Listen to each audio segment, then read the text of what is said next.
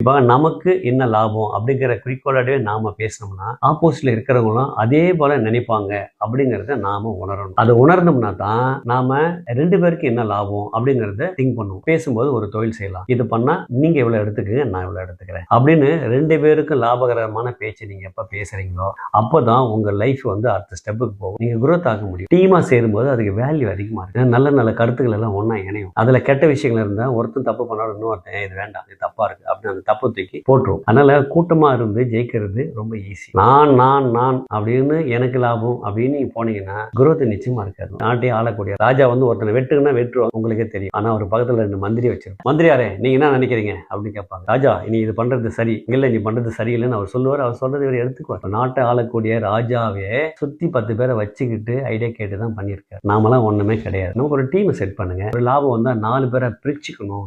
நல்ல Brad mind வைங்க. சேர்ந்து ஜெயிக்கிறது ரொம்ப ரொம்ப ரொம்ப ஈஸி. பை.